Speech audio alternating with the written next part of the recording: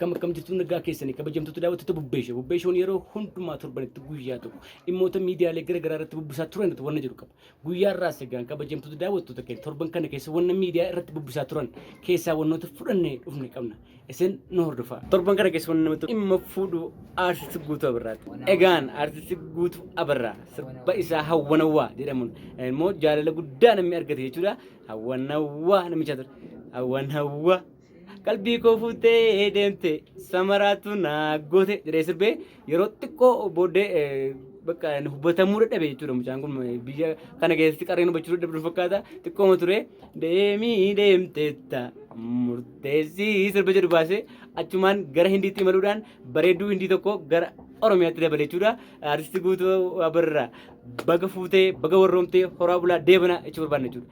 Egaan onni jechuu barbaannu Guutuu Abarraa qofa utuu hin taane Dooktorri kabaja Artist Alii Birraa namni muuziqaa Oromoo keessatti bakka guddaa qabanillee Roolaandoo Daavinciin suuraa harkaan kaasee Moonaaliizaa jedhee maqaa itti moggaase utuu rabbii guddaan si godhee agarsiise silaa Moonaaliizaa barciree facaase jedhanii namni sirbanillee hunduma isaa Moonaaliizaas maaloo isaas asumatti gatanii ofii isaanii teganis Filiippiinsiif artistiin Oromoo kun maaliifitu nu dhiisanii achi deeman jechuudha. Nuyi tarii maal balleessine wanna jedhu cheekii godhatanii jechuu barbaanne jechuudha. Egaan oduun namatti tolu inni kan biraan dhimma eebbifamuu dookumentarii fiilmii seenaa gooticha Artist Hacaaluu Hundeessaati.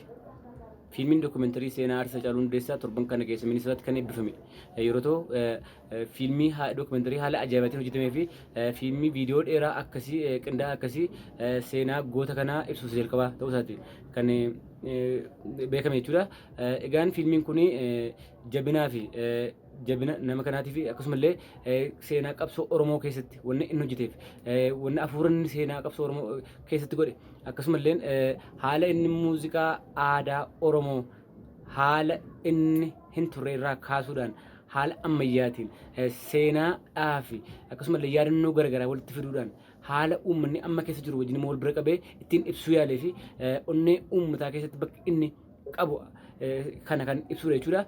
Akkasumallee wanna seenaa Hacaaluu kan dhuunfaa isaa kan haala inni dabarse akkasumallee kan maatii isaa akkasumallee kan ijoollee waan haala ijoollee isaatii akka haala haadha manaa isaatii kan qabudha jechuudha. Egaan fiilmiin dookumentarii kun hojjetamuun isaa baay'ee kan nama gammachiisu namoonni dookumentarii goota kanaa itti yaaduudhaan addunyaa irraa bakka garaagaraatiin namoota jaallattoota isaa afgaaffii gochuudhaan kan inni hojjetame fiilmiin kun jechuudha. Haala ajaa'ibaatiin kan qindaa'e akka goota kana kabajaa isaa ibsuu danda'utti kan hojjetame fiilmiin kun kan jedhame jechuudha. Egaan fiilmii kana irraa seenaan Hacaaluun barbaraan kan jiraatu fiilmiin akkanaas dookumentariin isaas gaafa qophaa'u dhaloota egereetii fi namoonni akka isaa baay'een akka baay'ee kan godhu jechuudha. Baay'ee galatoomaa namoonni yaaddanii yeroo keessan itti laattanii seenaa goota kanaa hojjetan isin jecha namoonni kan biraan immoo barbaadanii seenaa goota kanaa haala ajaa'ibaatiin qindaa'e kana akka ilaaltan isin affeerra jechuudha. Egaan guyyaa irraa bubbeeshoon dhimma Baamindaa isiniif qabate dhiyaate. Baamindaan biyya Kaameruun keessatti argamtu, lixa Kaameruunitti kan argamtudha. Miidiyaaleen gurguddoon addunyaa kana torban kana keessatti dhimma Baamindaa ho'i isinitti kan isaan dubbataa turan jechuudha.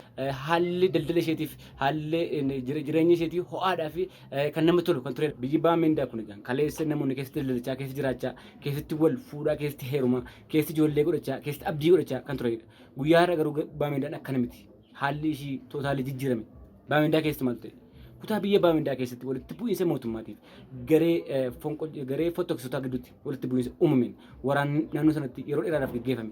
Kunoo amma waggaa 5 lakkoofse walitti bu'iinsa kanarraa kan ka'een namoonni baay'een lubbuun isaanii namoonni kaleessa biyya isaanii abdatanii keessa jiraatanii keessa hojjetaa turan biyyicharraa abdii qabatan namni gara 80,000 lubbuun isaanii.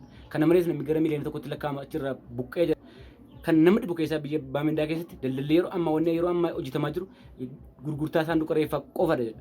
Saanduqa reeffaa biyya sana keessatti wanna baay'ee namoonni akkuma nama wanna komfortii jechuutti ilaalu turan jedhatu lubbuudhaan jiranii dizaayinii haala laayif istaayilii isaanii yeroo jiran itti jiraatan sana irratti dizaayin gochiifatanii qarshii guddaadhaan bitu turanidha.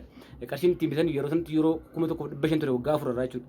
Amma garuu wanti ittiin awwaalamuun saanduqa reeffaa bareedaa dizaayinii gochiifatanii awwaalamuun irra darbee namoonni bakka awwaalchaalee dhaban magaalaan bakki itti awwaalaman guuteera jedha. Reeffi namoota karaa dura daandiirra lagarra akkasumallee mandara keessatti kukkufee jiradha kan gabaasni garagaraa jiran. Egaan kutaa magaalaa Baamindaa keessa namni jiraatu tokko gaaffii gaafateef deebii gaafa kennu magaalaan Baamindaa kaleessa namatti tolti turte jedha. Har'a garuu bakka lootarii taatee jireenya asitti lootariidha ta'eedha kan inni jedhu. Amma jirtaa egaa jiraachuu kee hin beektuudha jedha. Nama amma agarte carraan deebitee arguu dhabuu keetii baay'ee guddaadha jedha. Baay'eedha kan nama gaddisiisu. Akka carraa ta'ee haati tokko gaaffii gaafatamteef kan ishee duwwaadha kan baay'ee nama kofalchiisu jechuudha. Kan ishee ture akkami haallee biyya kanaa maal jedhamte gaafa gaafatamtu an walitti bu'iinsi kuni abbaan manaa kun waggaa dheeraadhaaf dhabee ture hojii walitti na fidee kan jettu. Abbaan manaa kun biyyuma kana keessa jiraata. Taatullee machaayiti yeroo numa kan galu waliin beeknu turre yeroo dheeraadhaaf jetti. Ijoollee koo wajjinillee waliin beeku jetti. Machaayee gala inni gaafa dhufu garuu sireeti kan deemu rafuudha. Nagga nama bahee deemu waan ta'eef waliin beeknu turre jetti. Yeroo ammaa kana garuu sababa dhorkaan sa'aatii jiruuf ifaan galuu jalqabe jetti. Amma walitti dubbannaa haalaan taphannaa haalli jireenya keenya akka haaraatti deebi'e jaalli keenya akka haaraatti deebi'e kan jettu. Taatullee garuu sababa sagalee dhukaasaatii fi irribni keenya akkuma gaafa machiisaatti hafee dhaqan jettu. Egaan kutaan biyya Baamindaa egaa jiraachuudhaa gara baduutti gara seenaa ta'utti kan isheen dhuftee walitti bu'iinsa biyya sana keessatti geggeeffame jechuudha. Uummanni biyya sanaa haala gaddiisaa keessa kan inni galee jechuudha. Inni kan biraan kutaa biyya Baamindaa keessatti manni barumsaa waggaa 4 kan inni cufame jechuudha. Amma ammaatti illee waan tokko furmaatee argatame hin jiru. Carraa dhaloota egeretiifis wanni godhame hin jiru jechuudha kutaa biyya Baamindaa keessatti. Garuu boru gareen fotoksisaas yoomoon yookaan immoo gareen mootummaa kun yoomoon carraan jireenya uummata bade kanaa maal taalatu? Magaalaan kun nama kan biraa dhufee irratti qubate akka haaraatti jalqabamoo maal taalata?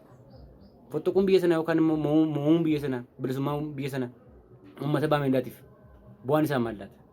Egaan daawwattoota keenya oduu kan biraan dhimmi torban kana keessa nama dhufu keessa dhimmi miidiyaalee gurguddaan qabatanii dhiyaatan biyyoonni Afrikaa qamadii Yuukireen irraa yeroo jalqabaatiif dhufuu fi jiru eeggataa jiru jechuudha. Erga walitti bu'iinsi Yuukireen Raashiyaa wajjin jalqabdee yeroo jalqabaatiif jechuudha. Biyyoonni Afrikaati kan jedhu. Biyyoonni Afrikaa hammi kun lafa hamma kana gobaatanii Yuukireen waraana keessa jirtu irraa qamadii eeggatu jechuudha. Erga Yuukireen waraana jalqabdee as wanni yaadame hin jiru wanni irratti hojjetame hin jiru jechuudha. Yoommoo sobummaa miidiyaan maaf ta'e malee jechuudha. Kana jechuun maal jechuudha? Lafti kun guddaadha. Qotanii irraa jechuun hin danda'ama ture. Garuu egereef illee waan godhame jiru. Amma Yuukireen yoo ishee waggaa 10 waraana keessa turte ta'e waaqayyo hin godhin yoo isheen turte ta'e uummanni Afrikaa carraan isaa maal ta'a jechuudha. Furmaata tokko illee wanni kaa'ame jiru.